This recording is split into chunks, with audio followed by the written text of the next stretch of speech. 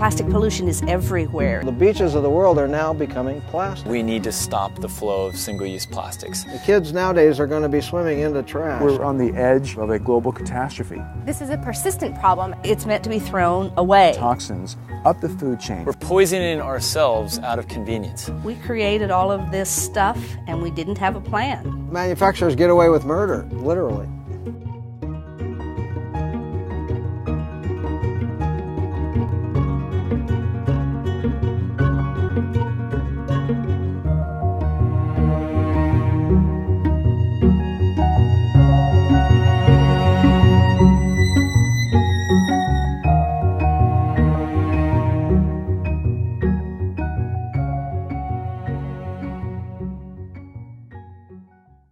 Single-use plastics are designed to be used one time and then thrown away. A water bottle, plastic bags from the grocery store, plastic silverware, straws. Single-use plastics, by their nature, plastics in general, they don't biodegrade, and everybody thinks they're recycled. Well, less than 5% of all these single-use plastics are ever recycled. It's estimated that 10% of all these single-use plastics wind up in the oceans. We keep creating these things, and we can do it so quickly and instantly that the rate of production of plastic is much higher than the rate of recovery. Here is a cap to a cooler. Would anybody ever think that this would be plastic pollution one day? That's when you start to look at all of the things in your life and realize that everything is plastic. Since the ocean's downhill from everywhere, it most likely is going to end up in the ocean. The current kind of wraps around the pier and then everything hits this wall and then just gets washed up here. So this is all from land. It's just pieces that have broken down, and it's very similar to the way the gyre looks, a lot of it.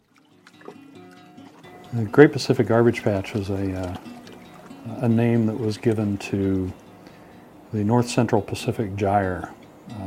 The gyre, G-Y-R-E, is an accumulation zone. So a bottle cap might leave California. A bottle cap might leave Tokyo. They're going to both spin. They're going to spin, ride those fast currents. When they get in the middle, they're stuck. We couldn't come on deck for a whole week without seeing something floating by. That set off alarm bells, and we came back a couple years later with equipment to test how much was out there. It was unbelievable how much plastic we found out there. It was just amazing to think that the ocean had become this plastic soup. It's not like there's one great big pile or one great big mountain or one great big island of trash out in the middle of the Pacific. It is scattered, it is dilute, it's broken up, and some of these things have been there for years.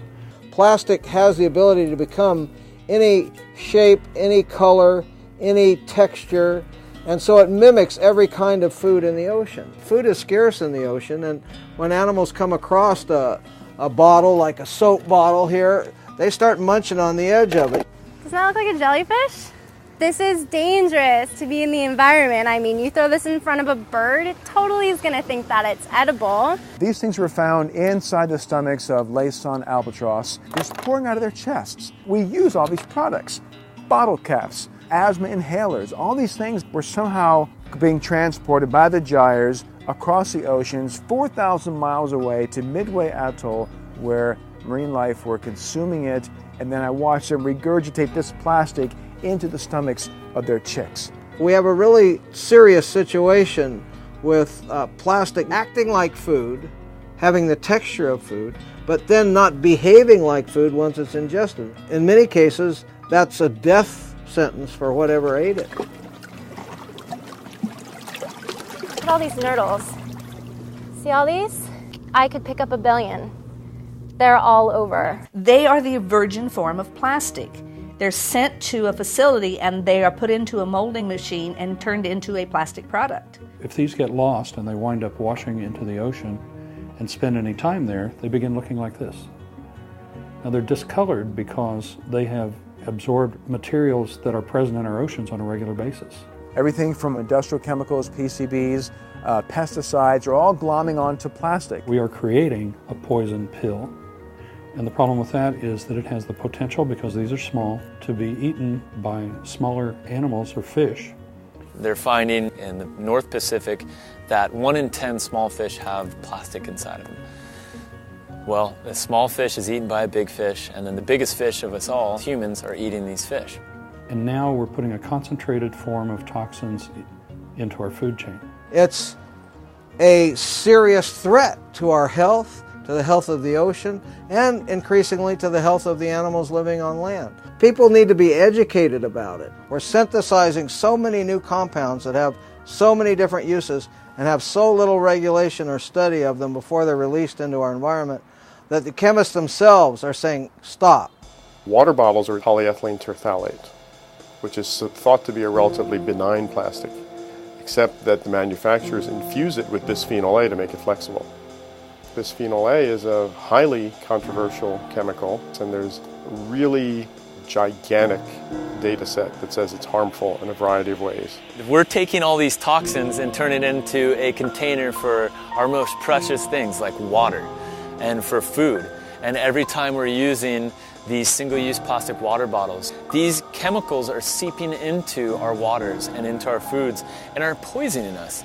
We're poisoning ourselves out of convenience. And that's counterintuitive. That doesn't make sense. It's stupid. A couple of primary issues are out there right now and are being studied more and more. One is the issue of endocrine disruption. Hormone mimics.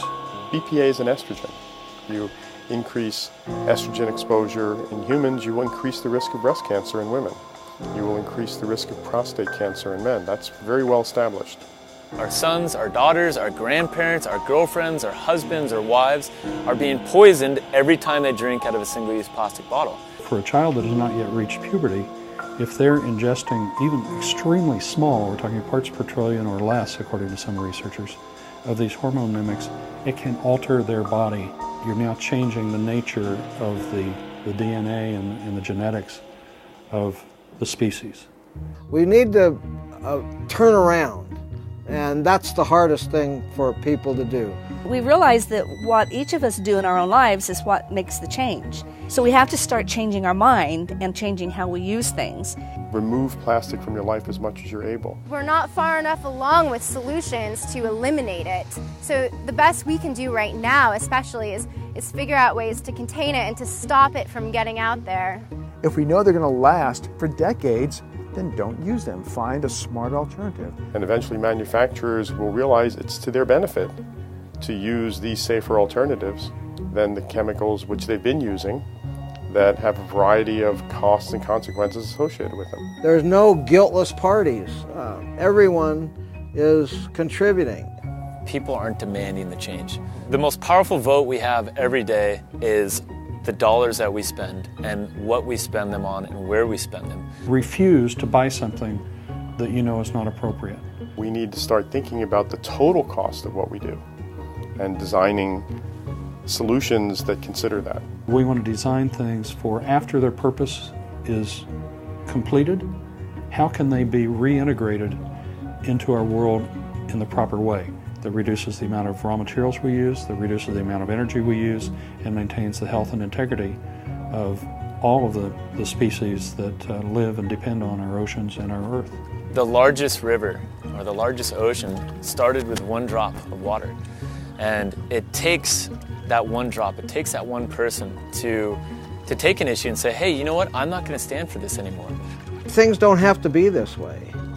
When enough people lead the way, the political leaders will have to follow.